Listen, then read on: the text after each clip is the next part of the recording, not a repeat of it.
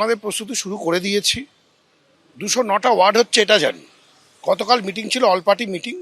সেখানে আমরা সকলেই একটা দাবি তুলেছিলাম যে এখন যেই নোটিফিকেশনটা দেওয়া হয়েছে তাতে 209টা ওয়ার্ড হবে এবং তার বাউন্ডারি কি হবে শুধু সেইটা বলা আছে, কিন্তু সেটা দিয়ে বোঝা যায় না। একটা রাস্তা ধরুন, একটা ওয়ার্ডের সাউথ হয়তো একটা রাস্তা 4টে ওয়ার্ড শেয়ার করছে। বুথ নাম্বারগুলো, পার্ট নাম্বারগুলো না দিলে কোন ওয়ার্ড নতুন করে এই ডিলিমিটেশনে পরে কি হচ্ছে এটা জানাটা অত্যন্ত জরুরি। এইটা আমরা চেয়ার অ্যাডমিনিস্ট্রেটর এবং যিনি কর্পোরেশনের কমিশনার ম্যাডামকে আমরা রিকোয়েস্ট করেছি, সেইটা পেলে আমাদের সুবিধে হয়। কিন্তু আমরা আমাদের প্রস্তুতি শুরু করে দিয়েছি, আলোচনাও শুরু করে দিয়েছি এবং আমরা পুরোদমে পৌরসভা নির্বাচনে আমরা প্রতিদ্বন্দ্বিতা করব। পুরো ভোটে অভিষেক বন্দ্যোপাধ্যায় দাঁড়ালেও হারাবে বিজেপি। কলকাতা হাওড়া পুরসভার ভোট নিয়ে হুঙ্কার সুকান্ত মজুমদারের। মমতা বন্দ্যোপাধ্যায় তৃণমূলকে ছুঁড়ে ফেলে দিয়েছে জনগণ। ওয়ার্ড পুনর্বিন্যাসের পর 150টি আসনে জয় পাওয়াই লক্ষ্য।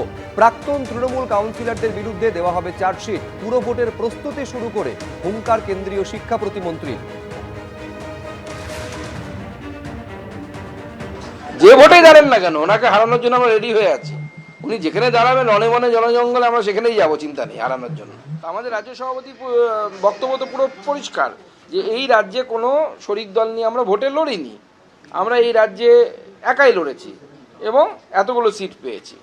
তো স্বাভাবিকভাবে আমরা এখনো পর্যন্ত কোনো শরিকি সিট শেয়ারিংয়ের বিষয়ে আলোচনা করিনি। বিগত বিধানসভা নির্বাচনে 144টি ওয়ার্ডের মধ্যে 101টিতে বিজেপি এগিয়ে আছে, তৃণমূল কংগ্রেস এক কথায় ধরাশায়ী হয়েছে। তো এবার 209টি সিট হয়েছে, আমরা আশা করছি 150র বেশি, আমার তো মনে হচ্ছে 170-80টা পর্যন্ত আমরা পৌঁছতে পারবো। বিজেপি ওটা গুন্ডামি করবে, ডাকাতি করবে, পুলিশ নিয়ে লুট করবে, আর লুট করার জন্য সব বড় ভালো ভালো এমপিকে দিচ্ছে, যারা ভালো ভালো লুট করতে পারে তাদের হাতে দায়িত্ব দেওয়া হচ্ছে। নভেম্বর পর্যন্ত অনেক কিছুই হবে পশ্চিমবাংলায়, দেখতে থাকো কি হয়।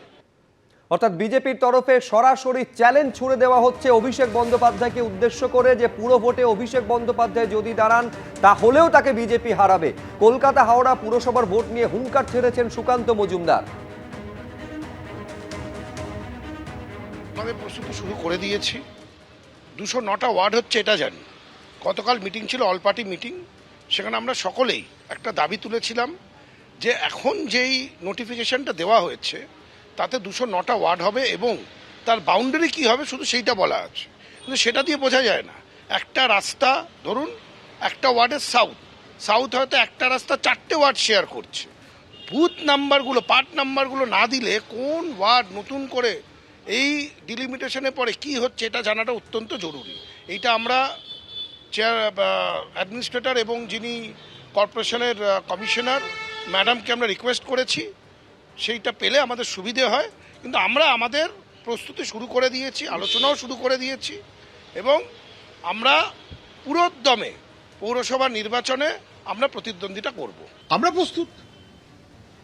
গণতান্ত্রিক মনোভাবে মানুষ তার মত দিতে চায়, কিন্তু গণতান্ত্রিক পরিবেশটা যেন রক্ষিত হয় এটা নির্বাচন কমিশনের দায়িত্ব। নির্বাচন কমিশন যেন কারোর বকালমে কাজ না করে। আমরা প্রস্তুত। নির্বাচন কমিশন সেই পরিবেশ তৈরি করার জন্য এবং রক্ষা করার জন্য প্রস্তুত। তো কোয়েশ্চেন ওইটাই। এবিপি আনন্দ, এগিয়ে থাকে, এগিয়ে রাখে।